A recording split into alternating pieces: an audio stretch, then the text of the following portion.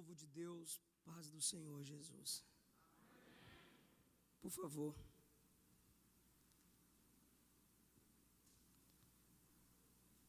Abra comigo a sua Bíblia. Eu peguei algumas mudanças de clima esses dias e muitos voos à madrugada, a voz sentiu. E muita poeira também lá no Guanabara. Mas daqui a pouco a voz vai aquecendo aos poucos. Evangelho segundo escreveu Marcos, capítulo de número 10.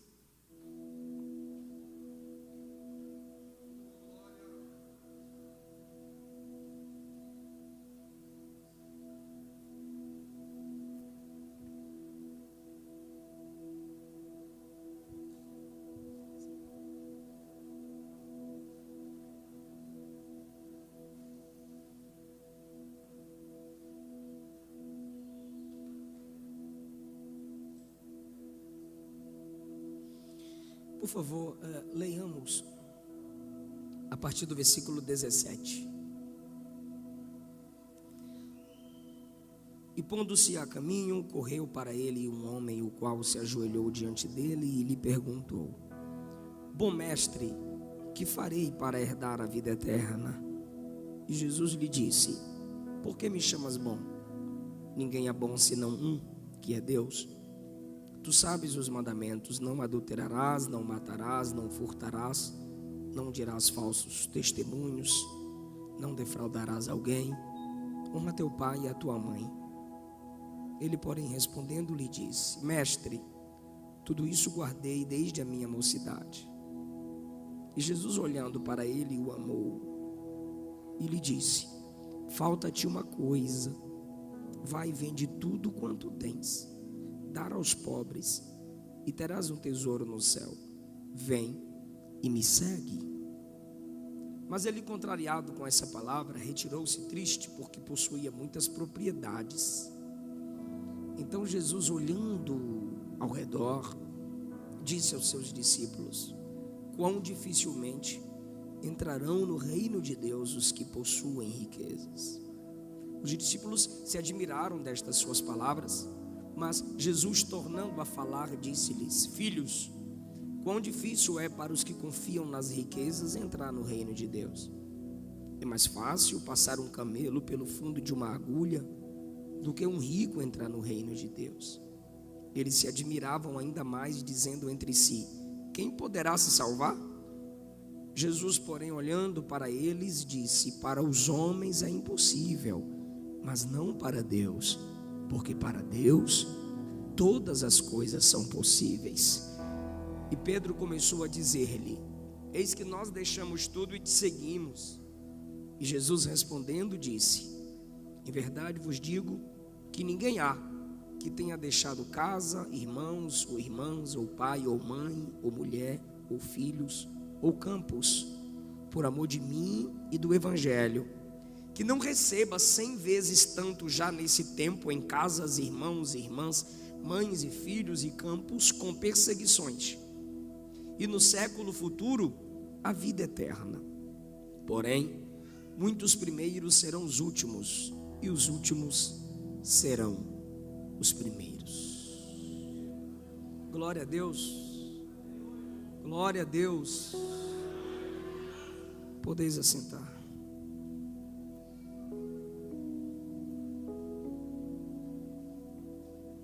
Queridos, é bastante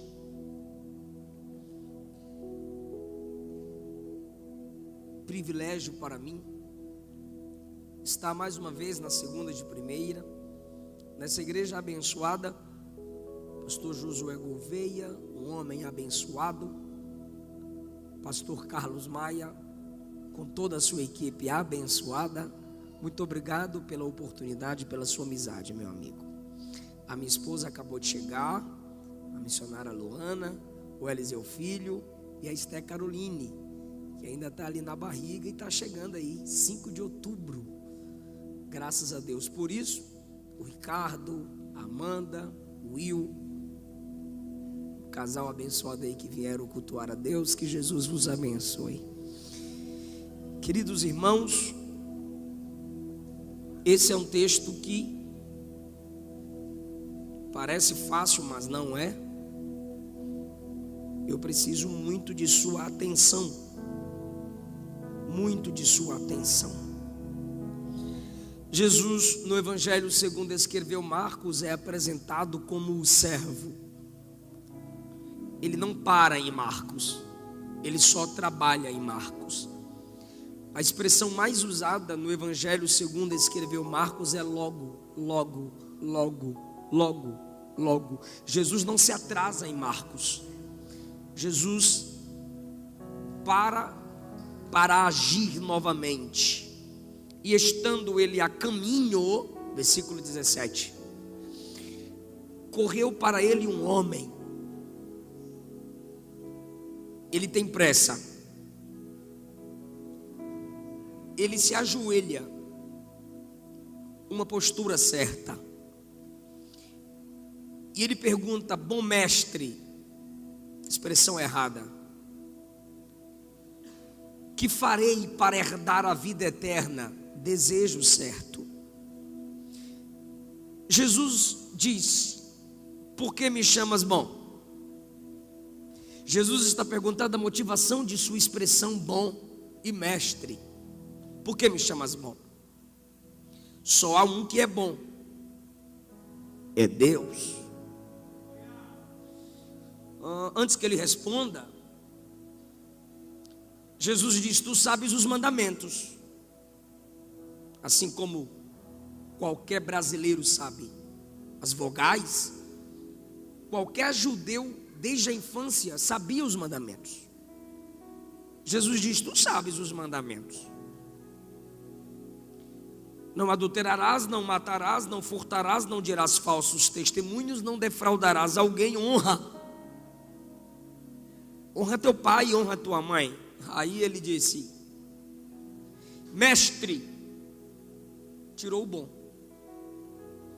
Tudo isso eu tenho observado desde a minha mocidade, ou seja, desde mais novo.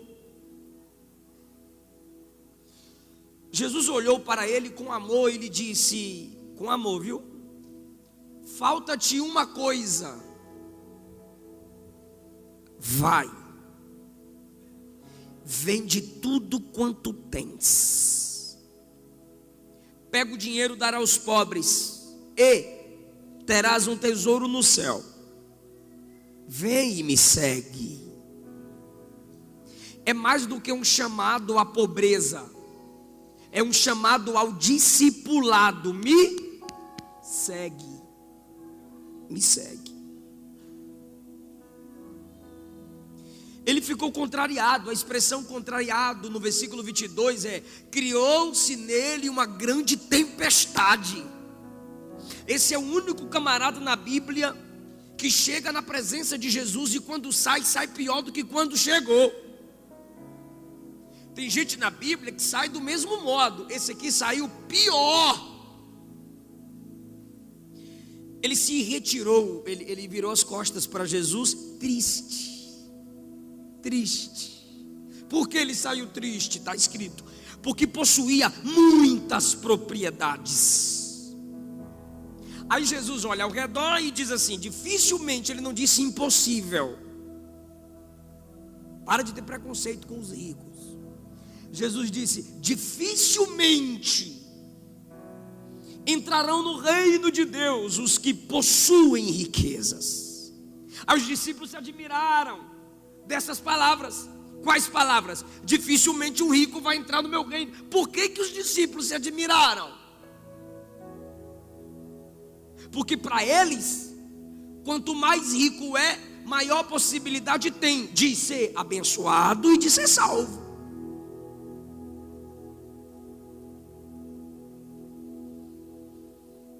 Como é que o Senhor falou uma coisa dessa? Se quem tem riqueza vai ter dificuldade para entrar no reino, imagine nós que é pobre. Aí Jesus disse: filhos, quão difícil é para os que confiam nas riquezas entrarem no meu reino. Como já foi dito aqui, não é? possuí-la, é depender dela. O que é confiar? Abre mão do seu controle e deixar que outrem controle. Ou seja, eu não me controlo, a riqueza me controla, o dinheiro me controla. Deus não me controla, o dinheiro me domina. O dinheiro não é o servo, é o senhor desse rico. E não inventa que é buraco no muro que camelo passava de joelho. Não. Jesus está falando de coisas impossíveis. É possível um camelo passar no fundo de uma agulha? É possível, gente? Tem o microfone. É possível um camelo passar no fundo de uma agulha? Aí Jesus disse: é mais fácil o camelo atravessar ali aquele buraquinho do que quem ama as riquezas entrar no meu reino.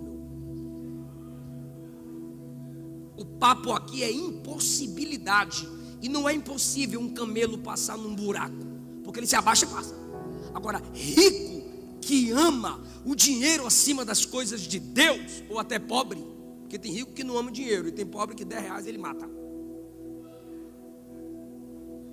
Por isso que Jesus não diz rico que ama a riqueza. Jesus diz: os que confiam na riqueza não entra. Aí os discípulos, aí Jesus está explicando, sim ou não?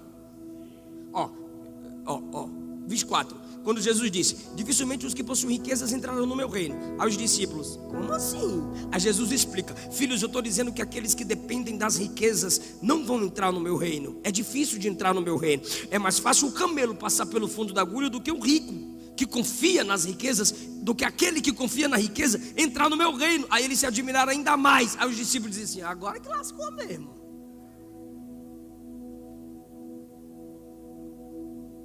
Se admiraram ainda mais, olharam para si, entre si, e nem falaram mais com Jesus, falaram consigo mesmo: então quem é que pode se salvar? Se o rico não consegue, imagine nós. Perceba que na mente dos discípulos funcionava assim: você é salvo pelo que você tem, você é salvo pelo que você faz, Deus te valoriza pelo que você tem. A salvação é resultado de um preço que você paga. Quando eles estão se perguntando quem pode se salvar, a resposta de Jesus é: para os homens é impossível se salvarem. Homem nenhum pode se salvar. Para os homens é impossível se salvarem. Para o homem é impossível salvar-se, mas não para Deus. Jesus está dizendo que só Deus pode fazer o quê? Salvar o homem. Só que Jesus aumenta o leque. Ele não foca apenas na salvação. Ele aumenta o leque. Ele diz: para o homem é impossível, mas não para Deus. Porque para Deus tudo é possível. Então ele está dizendo: eu posso mais do que salvar você. Eu posso abençoar você, prosperar você, curar você, levantar você, ressuscitar você. Mas primeiro, cura, bênção, riqueza, muitas outras coisas, a tecnologia te dá, seus amigos te dão, você conquista. Agora salvação, só o Senhor. Você deu glória por essa palavra? É bom ouvir isso de Jesus, sim ou não? Para os discípulos não. Já é a segunda explicação. A primeira é: filhos, eu estou dizendo que quem confia nas riquezas não entra no meu reino. A segunda explicação é: para o homem é impossível se salvar, mas não para Deus, porque para Deus todas as coisas são possíveis. É a segunda explicação. Aí os discípulos dizem assim: é que Pedro não é sempre. O Ricardo é fã do Pedro. Pedro 28, é que a gente deixou tudo para te seguir. Não saiu da cabeça do camarada que homem não se salva, que riqueza não se salva. Aí ele disse: Senhor, a gente deixou tudo para te seguir. O Senhor vai garantir aí uma coisinha para nós, né? Porque nós não temos mais garantia nenhuma. Aí vem a última explicação de Jesus: em verdade vos digo que não há ninguém que tenha deixado casa, irmão, irmã, pai ou mãe, mulher ou filho ou campo, por amor de mim, do evangelho, que não receba 100 vezes tanto nessa vida, com perseguição, e na vida futura eu ainda dou a vida eterna. Aí agora Jesus dá o checkmate, que eu estou introduzindo, daqui a pouco eu prego. Se for dormir, aproveita a partir de agora. Aí Jesus dá o checkmate. Só que no dia do julgamento, os primeiros serão os últimos. Porque já é a terceira explicação que vocês estão colocando os ricos lá em cima. Só quem é rico tem a bênção. Só quem é rico pode ser salvo. Só quem é rico tem um futuro garantido. Mas no meu reino não é assim. Naquele grande dia, os primeiros vão ficar por último, e muitos dentre os últimos eu vou trazer para serem os primeiros da fila. Ou seja, ele pode prosperar, ele quer prosperar, ele pode enriquecer. Aí não sei se ele quer, mas isso não é a coisa mais importante. A coisa mais importante é a salvação e o julgamento naquele grande dia. Deu para entender até aqui? Então nós temos aqui no texto 3 visões do jovem, 3 visões de Jesus. Em primeiro lugar, o jovem tem uma visão errada sobre Jesus. Ele chega diante de Jesus e diz: bom mestre. Aqueles camaradas que queriam apedrejar aquela mulher, mas estavam tentando Jesus para também apedrejá-lo, João 8, chamaram Jesus de mestre. Quando Jesus estava à mesa com os discípulos, ele disse assim: um de vós vai me trair. Todos os discípulos exceto um. Todos os discípulos exceto um. Todos os discípulos perguntaram: sou eu, Senhor? Sou eu, Senhor? Sou eu, Senhor? Só Judas disse: quem é mestre? Porque mestre qualquer um pode ser. Vê-lo como mestre, qualquer um pode enxergá-lo. É uma visão errada sobre Jesus. Bom mestre. A segunda visão errada do jovem é uma visão errada sobre si. Quando Jesus diz: tu sabes os mandamentos, ele disse: eu tenho guardado tudo isso. Mas ele quer salvação. Aí Jesus disse: falta-te uma coisa, vende tudo que tem, pega o dinheiro, dá aos pobres, me segue e terás um tesouro no céu. Ele disse: não quero mais salvação. E virou as costas para Jesus. Então ele tinha uma visão errada sobre si. Ele já se pensava completo com o não faço, com a riqueza que tem.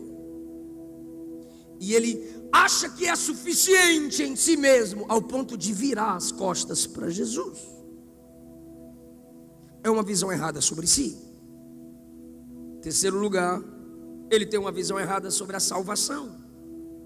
Ele pergunta: que devo fazer? Que preço devo pagar? Segundo, ele tem uma visão errada da salvação. Por quê? Porque ele pensa que fora de Jesus há salvação. Ele quer salvação, mas ele sai da presença do Salvador. Então ele tem uma visão errada sobre a salvação, porque não há salvação fora do único.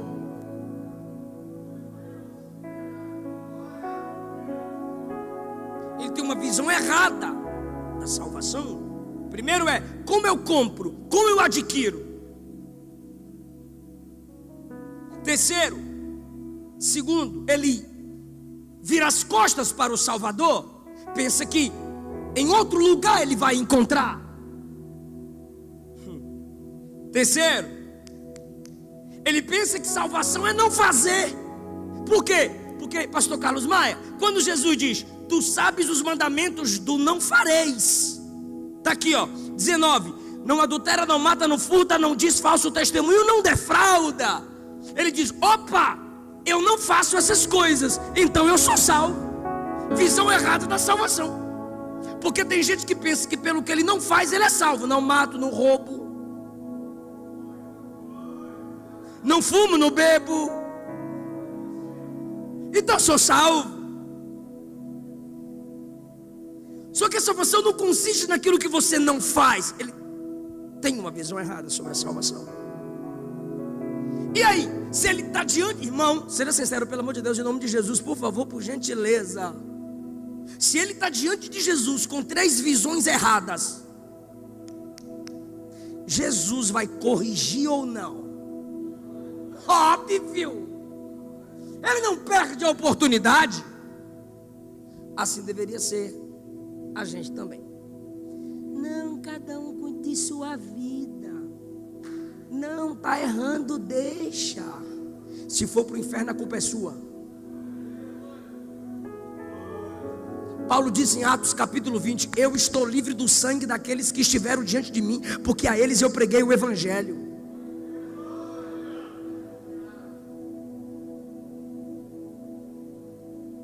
Não se envolve nisso, senão é polêmica.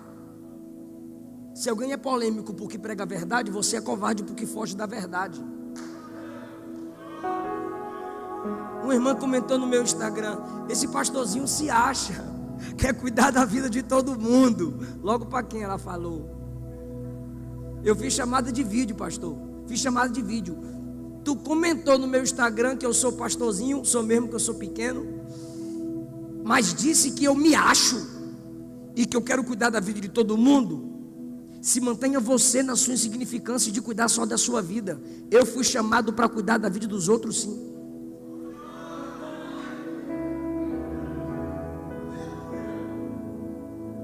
Se você cuida só de sua própria vida, você é orgulhoso, você é soberbo. Ah, se Jesus pensasse assim. Mas foi o contrário. Ele disse, eu vou pagar o preço pelos pecados do mundo. Ele disse, coloca nos meus ombros. Mas você não, né? Você ado, cada um no seu quadrado. Jesus vai corrigir. Jesus corrige o jovem e os discípulos, mas ele tem que corrigir as 3 visões erradas do jovem. A primeira visão errada que ele tem é sobre Jesus. Bom mestre, me ajuda. A primeira visão errada que ele tem é sobre Jesus. Ele chama Jesus de quê? Só as irmãs perderam para os varões. Quer ver? Só os varões. Bom mestre, ganhemos. Jesus, quando ele chama Jesus de bom mestre, Jesus olha para ele e diz assim, por que me chamas bom? Por que me chamas bom? Por que me chamas bom? Você já viu quando você maltratou sua esposa, aí 5 minutos, 10 minutos depois você falou assim, meu amor, ela, por que você está me chamando de amor? Ou seja, o que você fez não condiz com o que você está. Suas obras não condizem com o que você está falando. Ele chega diante de Jesus e diz, bom, que era um título dado apenas a Deus. Mestre, que é um título dado a homens. Ou Jesus é Deus ou Jesus é homem. Mas ele diz, bom, mestre, que devo fazer para ter a vida eterna? Aí Jesus dá a diquina, tome. Por que você está me chamando de bom? Só há um que é bom e esse é Deus. O que Jesus está dizendo? Jesus não está negando o que é Deus. É o homem que não percebeu as implicações do que ele está dizendo. Examine as palavras que você está falando comigo. Se você me chamou de bom, você me chamou de Deus. Salmo 73, bom é o Senhor para com Israel. Salmo 86, o Senhor perdoa porque Ele é bom. Salmo 106, o Senhor é digno de louvor, portanto louvá-lo. Portanto é bom louvá-lo. Você está me chamando de bom. Ou eu sou bom Deus, ou eu sou um homem mau. Porque nenhum homem pode ser chamado de bom se ele diz que é Deus sem ser. E Jesus disse que era Deus. Então Jesus não é um homem bom, é um Deus bom. Mas por que Jesus está questionando? Porque para ele Jesus não é Deus. E quem é o Deus dele? O dinheiro. Eita, povo inteligente. Então para ele Jesus é homem bom. Mas para Jesus não existe homem bom. Todo homem é miserável, pecador, pobre e segue nu, dependente da graça dele. Todos caíram e destituídos estão da glória de Deus. Seja todo homem mentiroso e Deus verdadeiro. Ele coloca Jesus no nível de um homem qualquer. Jesus é homem, o dinheiro é o Deus. Aí Jesus diz: você está me chamando de bom, mas não me tem como Deus. Então para de hipocrisia. Ou ele é Deus, bom, ou ele é homem, mau. Jesus não dá moral para o que é imoral.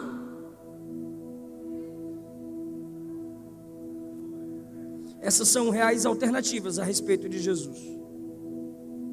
Ele é o que para você? A visão que você tem de Jesus determina a eternidade. Com quem você vai passar a eternidade? Se Jesus para você é só um homem comum, você vai viver eternamente no inferno com muitos homens comuns. E quando eu vejo Jesus sendo sério com esse homem, eu vejo que pastores e pregadores também precisam ser corrigidos. Porque ele vem na maior empolgação e Jesus diz: pare e reflita. Não se aproxime de mim com esse coração apaixonado. Tenha calma. Pensa bem no que você está dizendo.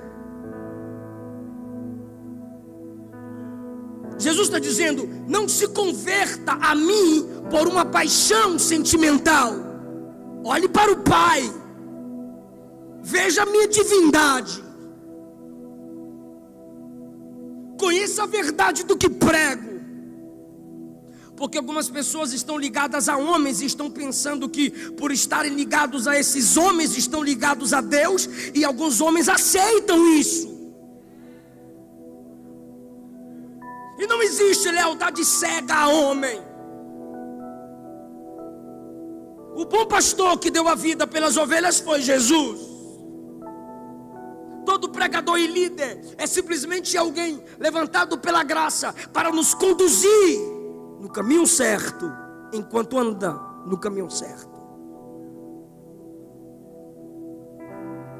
Então Jesus corrige a visão apaixonada. E Jesus também corrige a visão errada que ele tinha sobre si. Porque ele diz: eu esses mandamentos aí não faz, eu não faço é nada, então eu sou top. E ele vira as costas dizendo: eu não preciso de ti, já que tu acabaste de me mostrar que eu já pratico os mandamentos, então eu sou salvo.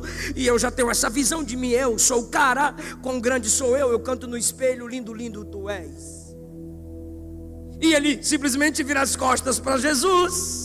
Ele não tinha consciência de que ele era pecador. Ele não tinha consciência de que ele era miserável, pobre, cego e nu.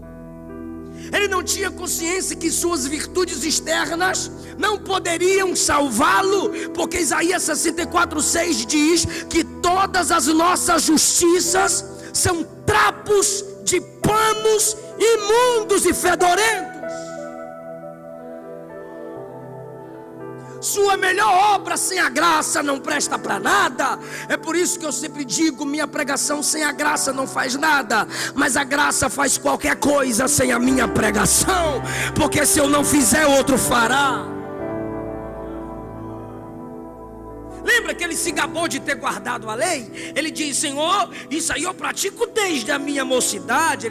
Jesus nem tinha acabado de falar. Jesus disse: te falta uma coisa, rapaz, calma, baixa a bola. Mas ele tem uma visão errada sobre si. E como é que Jesus vai corrigir a visão dele sobre si?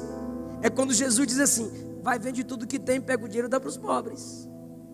Aí ele, não, vou perder meu Deus, não abro mão do meu ídolo, não. Jesus acabou de desmascarar ele. Por quê? Primeiro, ele tinha dito que guardava os mandamentos, mas faltou o básico, que é o primeiro. Não terás outros deuses diante de mim. Ele acabou de ser mascarado, porque o seu outro Deus era o seu dinheiro, aquilo em que ele depositava a sua confiança.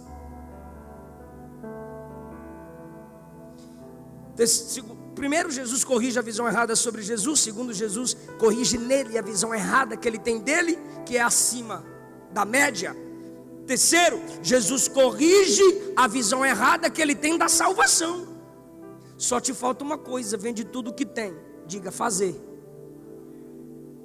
Dá aos pobres, diga fazer. Vem, diga fazer.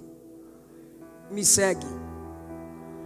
Lembra do que ele se gabou? Ele se gabou do não fazer. Não adultera, não mata, não furta, não diz, não defrauda. Aí Jesus diz, ok, você é alguém que não faz, mas agora eu quero que você seja alguém.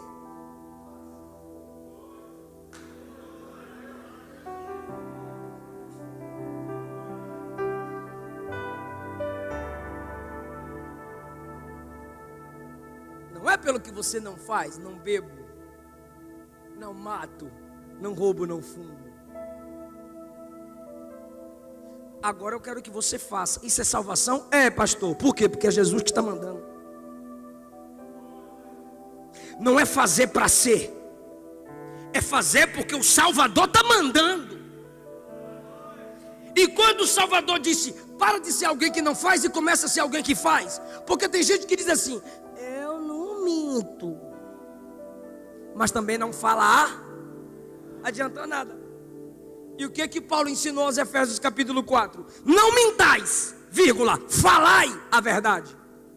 Não basta não fazer, tem que fazer. Quem roubava não roube mais, ponto. E vírgula, trabalhe para ter com que repartir. Não fale palavra torpe, mas falem o que edifica o próximo. Eu aceitei Jesus, pastor, e eu parei de fumar, cheirar e usar.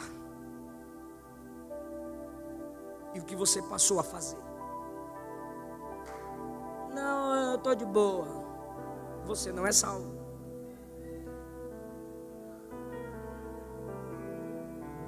Pastor, eu aceitei Jesus e a homossexualidade, a prostituição, o adultério, deixei tudo para trás. Tá, casou? Não. Decidiu pelo celibato? Não. Vai ser missionário na China? Não. Eu deixei a homossexualidade, mas eu não gosto de mulher. Tá bom, tu não tem um dom para casar. 1 Coríntios 7. Vai virar missionário. Ah, pastor, não tomei essa decisão. Não é só deixar de fazer, é fazer. Lembra? Jesus disse assim, ó.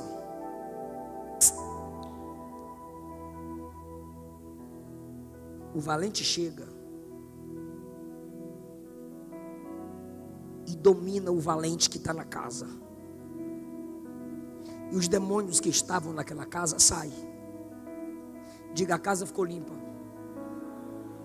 Aí Jesus diz assim, mas se aquela casa não for ocupada, vem 7 a 8 demônios e ocupam a casa.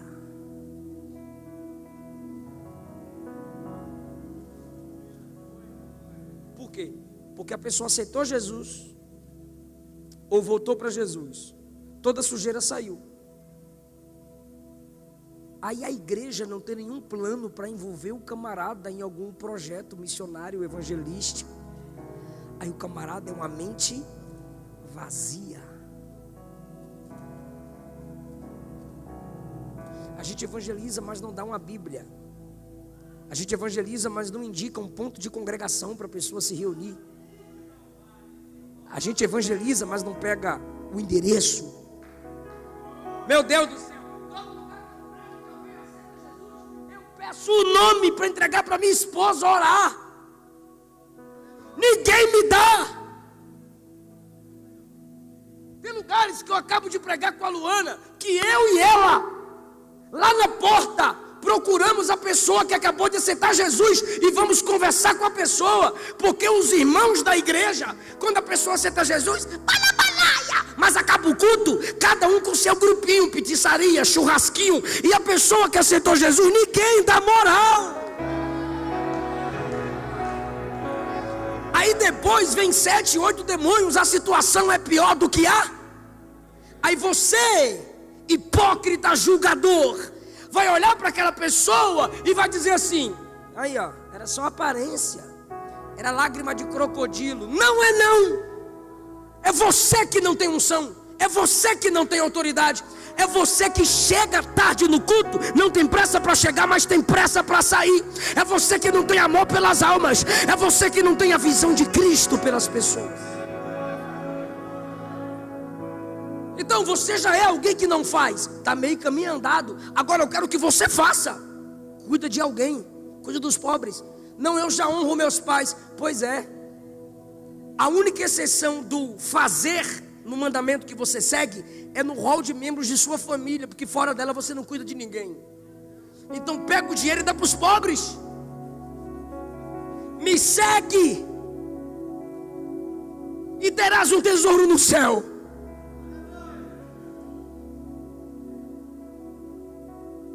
Me segue. Pedro e João eram donos de empresa de pescaria, largaram tudo e me seguiram.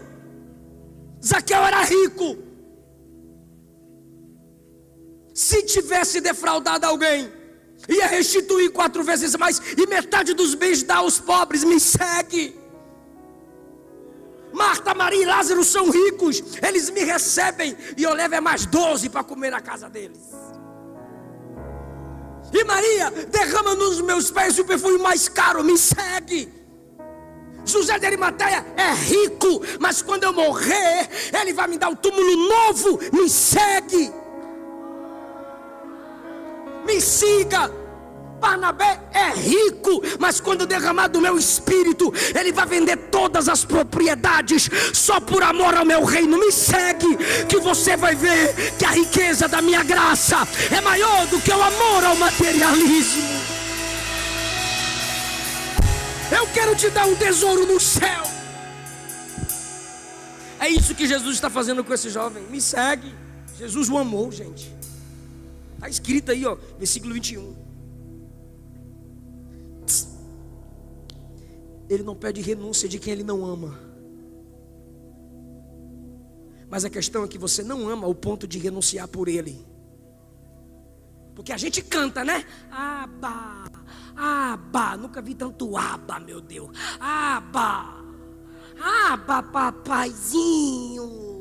Mas quando é para pedir renúncia, sai da pornografia? Não sai. Vamos evangelizar? Não vai. Ou termina esse namoro, ou casa, para parar com essa fornicação. Não casa. Você não ama Jesus. Você ama esse culto, com esse fundo musical, a música bonita. Você ama essa atmosfera de arrepio, glória a Deus e amém. Você não ama Jesus. Mas eu sei que Jesus ama você.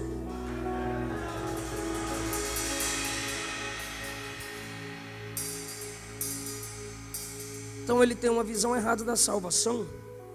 Ele tem uma visão errada sobre si. Ele se acha. E Jesus corrigiu a visão errada que ele tinha da salvação. Salvação não é você não fazer, é você fazer. E você fazer é renunciar por amor a mim. E o Brasil tem visão errada sobre salvação, gente. Tem calvinista que diz, porque eu fui predestinado, eu posso fazer o que eu quiser, já sou predestinado mesmo. Isso é um evangelho vagabundo, que Deus faz tudo e você não faz nada. E tem um outro tipo de arminiano. Se eu cortar meu cabelo, eu perco minha salvação. Se eu depilar as canelas, eu vou para o inferno. Vai, fica aí, macacá.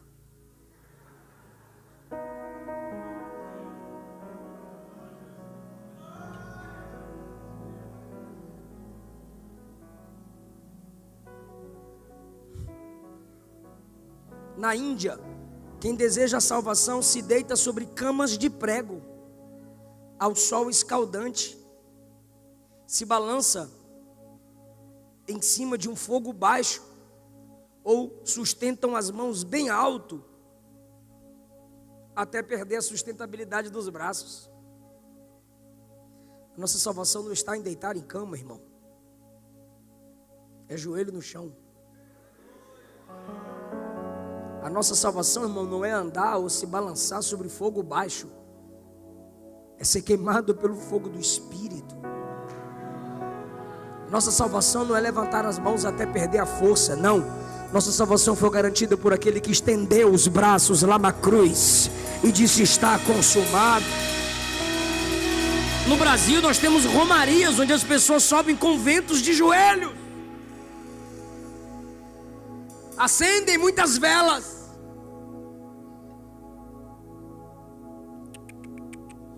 Tem gente aí nessas igrejas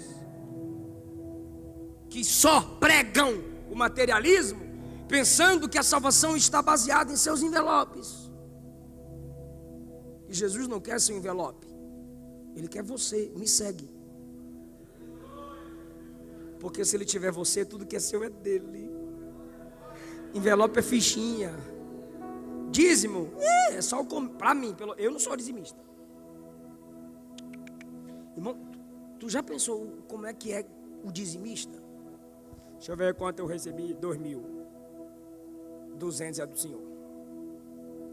20 mil. Mas eu tive essa despesa, mas aquela despesa. 2.000 é do Senhor. Você está de graça, né?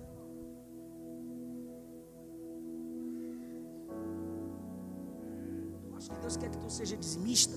Quer não? Ele quer que você seja tudista.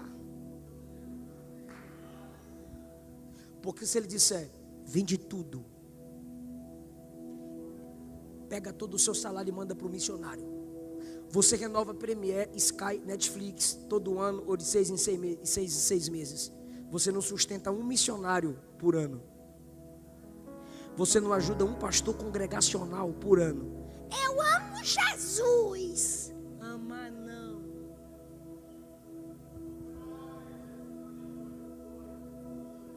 Já dei o meu dízimo. Quer de volta? Passa lá na secretaria. Se você fica contando 10%, você é amante do dinheiro, você é avarento, você é materialista. Pega de volta, irmão. Se você não consegue ouvir Ele dizer, dê tudo. Cuida da viúva, ou do viúvo também, não é só as irmãs que precisam não. Tem velho e viúvo que precisa também. Dos órfãos, dos necessitados. Pastor, não consigo administrar isso. Oferte na igreja que investe. A igreja tem projetos missionários. A igreja tem missionários a serem sustentados. Tem pastores fazendo o que você não faz. Então ajude-os. Mas não pense que isso é garantia da salvação. Porque tem gente que não é rico de dinheiro, mas é rico de religiosidade. Ó, Bíblia na mão, terno, gravata. Tem algumas igrejas aí que hoje eu estou desviado. Irmão, tem crente que a religiosidade dele é top, mas só vem na ceia.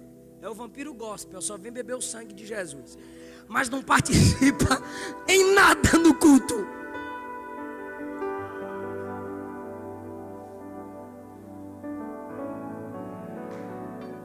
Não é isso que salva. é saudável, é bom, mas não é isso que salva. Salmo 51:16: o Senhor não deseja sacrifício, senão eu te daria. O sacrifício para Deus é espírito quebrantado e contrito, o Senhor não desprezará. João 1:11: ele veio para o que era seu, os judeus, e os seus não receberam, judeus, mas a todos aqueles que o receberam, todos aqueles que o receberam, ele deu o poder de serem filhos de Deus. A salvação é não virar as costas para Jesus, e as boas obras é o resultado da obra dele em você. João 5:24: na verdade vos digo, quem ouve minha palavra e crê naquele que me enviou, tem a vida eterna, não entra em condenação e já passou da morte para a vida. É Jesus quem salva. Atos 4:12: em nenhum outro há salvação, porque debaixo do céu nenhum outro nome há dado entre os homens, pelo qual devamos ser salvos.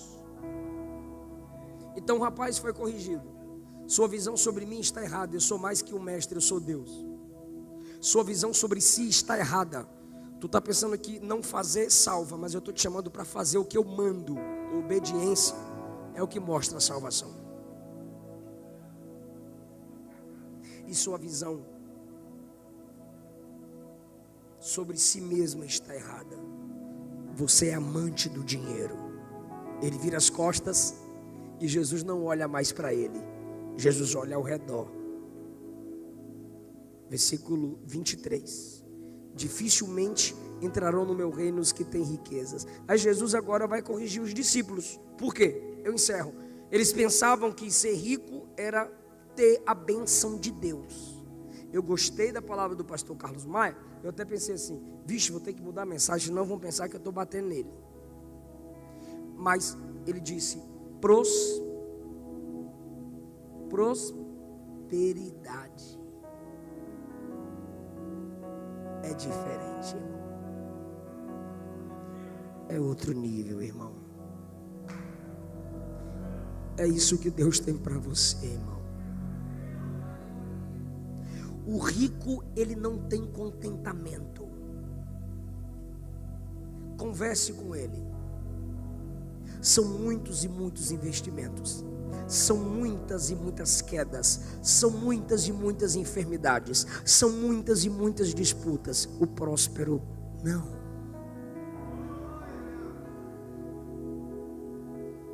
Faraó era rico. Nabucodonosor era rico. Herodes era rico. Pilatos era rico. O diabo é o príncipe desse mundo. Mateus 4, ele disse a Jesus: se prostra que eu te dou todas as riquezas, todos os reinos do mundo eu te dou. É só você me cultuar. Quem promete dar riqueza para quem cultua é Satanás. E sabe onde foi que ele fez essa proposta para Jesus? No monte. Se tu está subindo o monte para buscar riqueza, é o capeta que te levou para lá.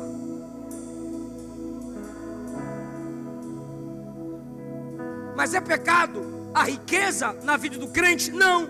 Abraão era rico, José era rico, Jó era rico, José de Arimateia era rico. Mas a questão é que a confiança de nenhum deles estava no dinheiro. Todos eles, para a salvação, confiaram em Deus e eram solidários. Abraão sabia mais dar do que receber. José matou a fome do mundo. Jó era o braço do necessitado. José de Arimateia deu túmulo novo a Jesus. Quando todos os discípulos haviam fugido, só sobrou ele. Quais são os pontos negativos da riqueza? Está lá em 1 Timóteo 6. Começa assim, ó. Quem quer me escutar, eu já posso encerrar. Posso falar? Quem quer ser próspero aqui? Se não quiser, joga para cá.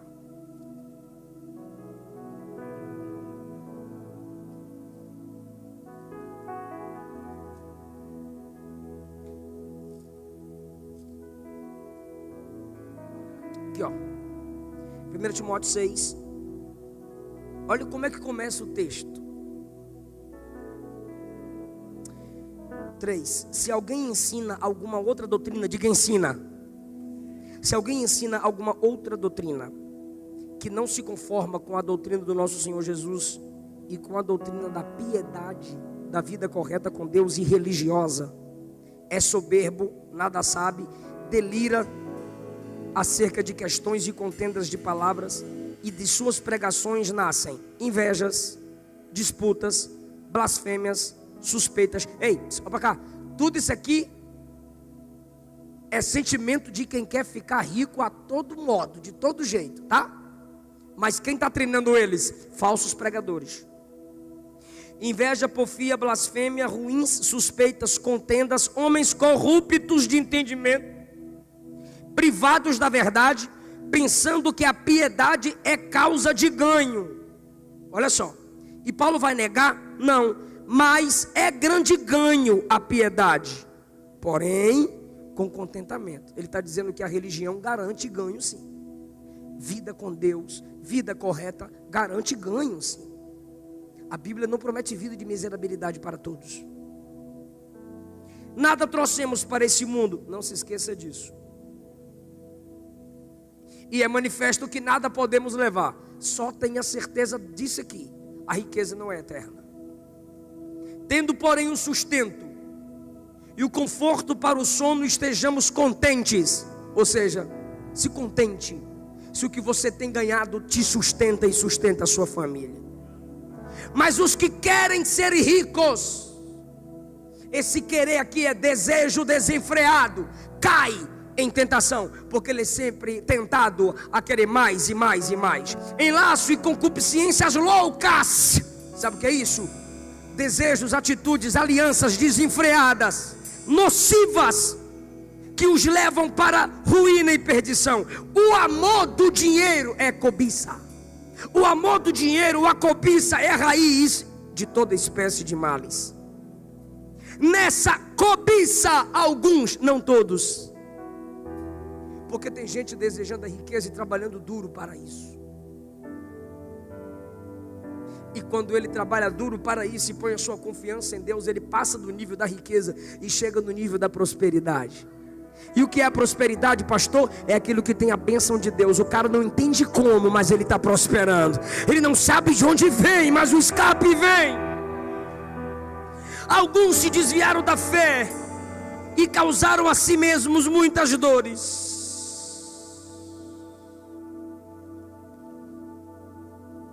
Queridos, os pontos negativos é quando você só ouve pregadores materialistas e não ouve a mensagem bíblica. Quando você tem falta de contentamento, você sempre quer o mais, você sempre quer o novo, você sempre quer o mais caro.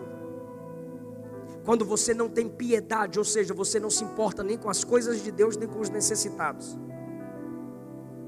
Quando você deseja sem se esforçar, quando você quer o bônus sem o ônus.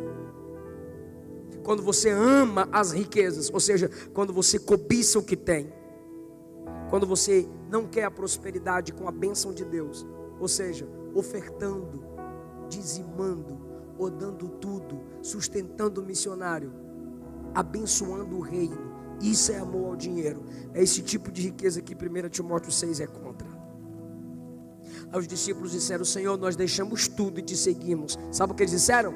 A gente não é dizimista não, a gente é tudista. Todo mundo dá 10%, a gente deu tudo. A gente vive das ofertas que os ricos dão para o nosso ministério, e Judas ainda mete a mão na bolsa. Só que a gente não vai voltar não, Senhor, a gente deu tudo para te seguir. Aí Jesus disse: fiquem tranquilos, eu não fico devendo nada para ninguém. Aleluia! Eu vou repetir: eu não fico devendo nada para ninguém. Para os homens é impossível, mas para mim todas as coisas são possíveis. Pedro, se vocês deixaram pai e mãe por causa de mim, porque tem crente aí, irmão, que os pais colocaram eles para fora. A minha esposa ganhou uma menina na África para Jesus, o nome dela é Helvia. Os pais colocaram ela para fora. O pai estuprava ela quando ela aceitou Jesus, mandando ela negar Jesus. A mãe colocou ela para fora. A mãe dela ligou para Luana, vendendo ela como prostituta para Luana.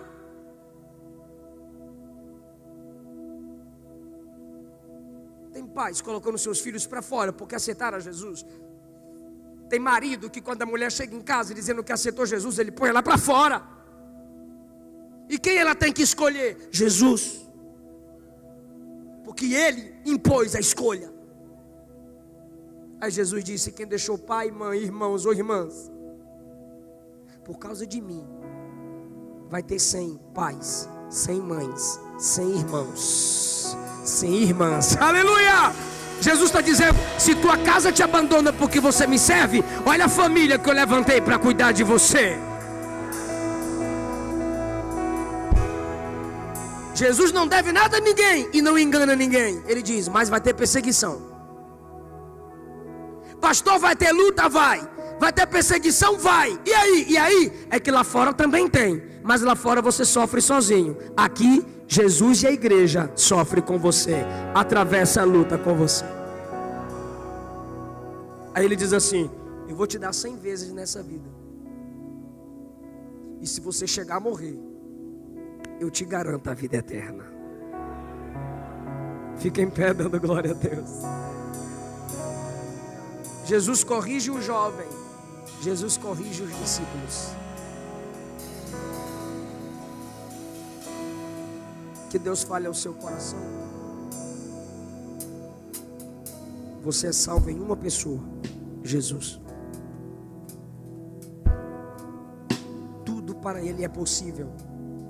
Ele não vai ficar te devendo nada.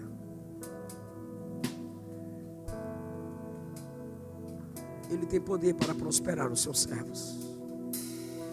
Você não vai sentir falta. Ele vai se antecipar e vai cuidar de você. O que os outros desejam, matam ou morrem para ter, você só vai colocar o joelho no chão, você só vai cantar, você só vai agradecer. E Ele vai dizer: eu cuido de ti. Eu cuido de ti. Eu cuido de ti. Descansa.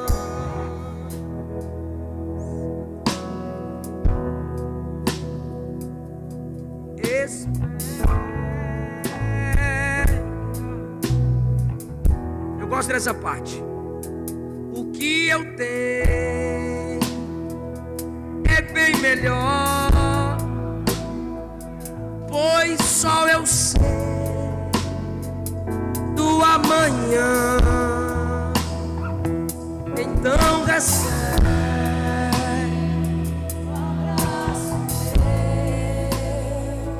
pois da sua vida que eu tenho, que eu é bem maior, pois só eu sei do amanhã.